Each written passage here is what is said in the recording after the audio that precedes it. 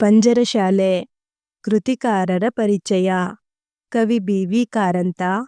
ಪೂರ್ಣ ಹೆಸರು ಬಾಬುಕೋಡಿ ವೆಂಕಟರಮಣ ಕಾರಂತ. ಜನನ ಸಾಮಾನ್ಯ ಶಕ 1928. ಸ್ಥಳ ದಕ್ಷಿಣ ಕನ್ನಡ ಜಿಲ್ಲೆಯ ಬಂಟ್ವಾಳ ತಾಲೂಕಿನ ಮಂಚಿ ಗ್ರಾಮ. ತಂದೆ ಬಾಬುಕೋಡಿ ನಾರಾಯಣಪ್ಪಯ್ಯ, ತಾಯಿ ಲಕ್ಷ್ಮಮ್ಮ. ವೃತ್ತಿ ರಾಷ್ಟ್ರೀಯ ನಾಟಕ ಶಾಲೆಯ ನಿರ್ದೇಶಕರು. ಇಡಿಪಸ್, ಪಂಜರಶಾಲೆ, ಗೋಕುಲ ನಿರ್ಗಮನ, ಸತ್ತವರ ನೆರಳು, ಜೋಕುಮಾರಸ್ವಾಮಿ ಮೊದಲಾದ ನಾಟಕಗಳನ್ನು ನಿರ್ದೇಶಿಸಿದ್ದಾರೆ. ಪ್ರಶಸ್ತಿಗಳು: ಪದ್ಮಶ್ರೀ ಪ್ರಶಸ್ತಿ, ಕಾಳಿದಾಸ್ ಸಮ್ಮಾನ್, ಸಂಗೀತ ನಾಟಕ ಅಕಾಡೆಮಿ ಪ್ರಶಸ್ತಿ, ಗುಬ್ಬಿ ವೀರಣ್ಣ ಪ್ರಶಸ್ತಿಗಳು ಲಭಿಸಿವೆ. ಅಭ್ಯಾಸ: ಅ. ಕೆಳಗಿನ ಪ್ರಶ್ನೆಗಳಿಗೆ ಉತ್ತರಿಸಿ. ಗಿಳಿಮರಿಯು ಏನನ್ನು ತಿನ್ನಲು ತನ್ನ ಬಳಗವನ್ನು ಕರೆಯಿತು? ಗಿಳಿಮರಿಯು ಮಧುಫಲ ಹಣ್ಣನ್ನು ತಿನ್ನಲು ತನ್ನ ಬಳಗವನ್ನು ಕರೆಯಿತು. ಮಂತ್ರಿಯ ಪ್ರಕಾರ ಗಿಳಿಮರಿಗೆ ಏನೇನು ಬರುವುದಿಲ್ಲ ಎಂದು ಹೇಳಿದನು? ಮಂತ್ರಿಯ ಪ್ರಕಾರ ಗಿಳಿಮರಿಗೆ ಸಂಗೀತ, ನೃತ್ಯ, ಗದ್ಯ ಪದ್ಯದ ಭೇದ, 1-2ರ ಮಗ್ಗಿ ಕೂಡ ಬರುವುದಿಲ್ಲ ಎಂದು ಹೇಳಿದನು.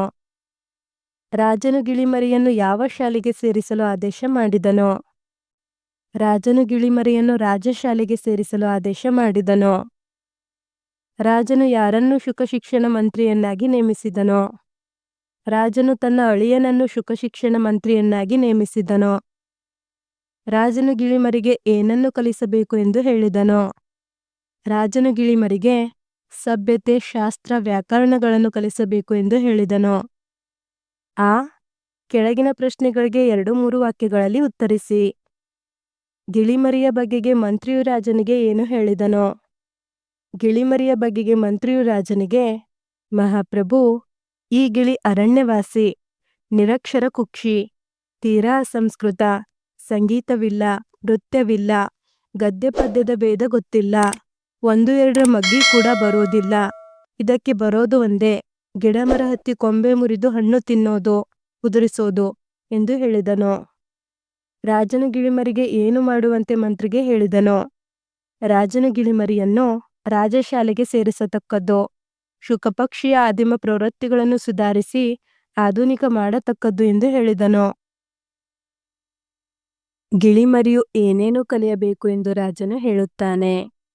ಗಿಳಿಮರಿಯು ಸಭ್ಯತೆ ಕಲಿಯಲಿ, ಕಾಡುತನ ಮರೆಯಲಿ, ಶಾಸ್ತ್ರ ವ್ಯಾಕರಣ ಕಲಿತು ಸುಶಿಕ್ಷಿತವಾಗಲಿ, ತಾನು ಸುಸಂಸ್ಕೃತವಾಗಲಿ, ತಾನು ಸುಸಂಸ್ಕೃತನಾಗಿ ಕಾಡಿನ ಉಳಿದ ಶುಕಪಕ್ಷಿಗಳನ್ನು ಸಭ್ಯ ಮಾಡಲಿ ಎಂದು ರಾಜನು ಹೇಳುತ್ತಾನೆ. ರಾಜನ ಅಳಿಯನು ಏನೆಂದು ನಿವೇದನೆ ಮಾಡಿದನು? ರಾಜನ ಅಳಿಯನು ತನ್ನ ಮಾವನಾದ ರಾಜನಿಗೆ ಮೊದಲು ಈ ಗಿಳಿಯ ಬಗ್ಗೆ ತಥ್ಯ ಅಂದರೆ ಸತ್ಯವನ್ನು ಕಂಡುಹಿಡಿಯಬೇಕು. ಇದರ ಅಸಭ್ಯತೆಗೆ ಮತ್ತು ಅವಿದ್ಯೆಗೆ ಮೂಲ ಕಾರಣವನ್ನು ಕಂಡುಹಿಡಿಯಬೇಕು. ಈ ಗಿಳಿಮರಿ ತಿನ್ನೋದೇನು, ಕುಡಿಯೋದೇನು, ಇದರ ಆವರಣ ಎಂಥದ್ದು, ಇದು ಇರೋದೆಲ್ಲಿ, ಹಾರೋದೆಲ್ಲಿ, ಇದರ ರೆಕ್ಕೆ, ಪುಕ್ಕ, ಕೊಕ್ಕುಗಳ ಉದ್ದಗಲವೆಷ್ಟು, ಭಾರವೆಷ್ಟು, ಈ ಅಂಶಗಳ ಬಗ್ಗೆ ದೀರ್ಘ ಸಂಶೋಧನೆ ನಡೆಯಬೇಕು ಎಂದು ನಿವೇದನೆ ಮಾಡಿದನು.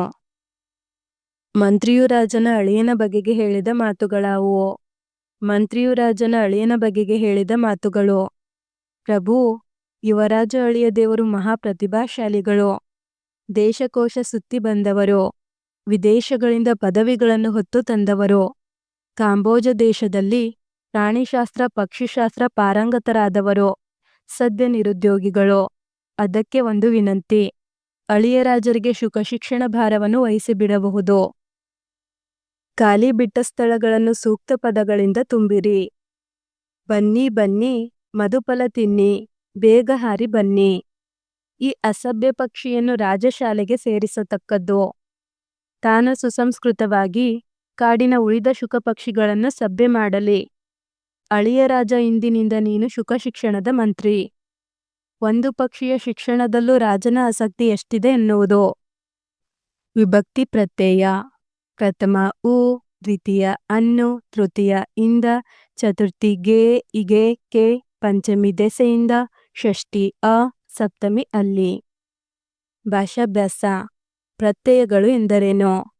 ವಾಕ್ಯ ರಚನೆಯ ಸಂದರ್ಭದಲ್ಲಿ ನಾಮ ಪ್ರಕೃತಿಗಳು ಪಡೆಯಬೇಕಾದ ಅರ್ಥವಿಶೇಷಗಳನ್ನು ತಂದುಕೊಡಲು ಸಹಾಯ ಮಾಡುವ ಕಾರಕಗಳೇ ಪ್ರತ್ಯಯಗಳು. ಇಂದ, ನಾನು, ಅಲ್ಲಿ, ಬೇಗ, ಗೆ. ಇವುಗಳಲ್ಲಿ ಪ್ರತ್ಯಯಗಳನ್ನು ಆರಿಸಿ ಬರೆಯಿರಿ. ಪ್ರತ್ಯಯಗಳು: ಇಂದ, ಅಲ್ಲಿಗೆ. ಮನೆ, ಕಲ್ಲನ್ನು, ನೆಲ, ಹೊಲ, ಶಾಲೆಯಲ್ಲಿ ಇವುಗಳಲ್ಲಿ ನಾಮಪ್ರಕೃತಿಗಳನ್ನು ಆರಿಸಿ ಬರೆಯಿರಿ. ನಾಮಪ್ರಕೃತಿಗಳು: ಮನೆ, ನೆಲ, ಹೊಲ. ಊ, ಅನ್ನು, ಇಂದ, ಅಲ್ಲಿ. ಈ ಪ್ರತ್ಯಯಗಳನ್ನು ಕೆಳಗಿನ ನಾಮಪ್ರಕೃತಿಗಳಿಗೆ ಮಾದರಿಯಂತೆ ಹಚ್ಚಿರಿ. ಮನೆ ಪ್ಲಸ್ ಉ ಮನೆಯು, ಮನೆ ಪ್ಲಸ್ ಅನ್ನು ಮನೆಯನ್ನು, ಮನೆ ಪ್ಲಸ್ ಇಂದ ಮನೆಯಿಂದ, ಮನೆ ಪ್ಲಸ್ ಅಲ್ಲಿ ಮನೆಯಲ್ಲಿ. ಶಾಲೆ ಪ್ಲಸ್ ಉ ಶಾಲೆಯು, ಶಾಲೆ ಪ್ಲಸ್ ಅನ್ನು ಶಾಲೆಯನ್ನು, ಶಾಲೆ ಪ್ಲಸ್ ಇಂದ ಶಾಲೆಯಿಂದ, ಶಾಲೆ ಪ್ಲಸ್ ಅಲ್ಲಿ ಶಾಲೆಯಲ್ಲಿ. ಹೂವು ಪ್ಲಸ್ ಉ ಹೂವು, ಹೂವು ಪ್ಲಸ್ ಅನ್ನು ಹೂವನ್ನು, ಹೂವು ಪ್ಲಸ್ ಇಂದ ಹೂವಿಂದ, ಹೂವು ಪ್ಲಸ್ ಅಲ್ಲಿ ಹೂವಿನಲ್ಲಿ. ಬಳೆ ಪ್ಲಸ್ ಉ ಬಳೆಯು, ಬಳೆ ಪ್ಲಸ್ ಅನ್ನು ಬಳೆಯನ್ನು, ಬಳೆ ಪ್ಲಸ್ ಇಂದ ಬಳೆಯಿಂದ, ಬಳೆ ಪ್ಲಸ್ ಅಲ್ಲಿ ಬಳೆಯಲ್ಲಿ.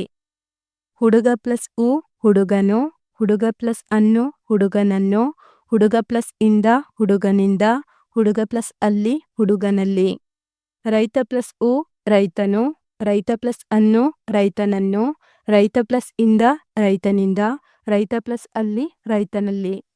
ಧನ್ಯವಾದಗಳು. ಇದೇ ರೀತಿ ಸಾಕಷ್ಟು ವಿಡಿಯೋಗಳಿಗಾಗಿ ತಪ್ಪದೆ ಪ್ಲೇಲಿಸ್ಟನ್ನು ನೋಡಿ. Don't forget to subscribe.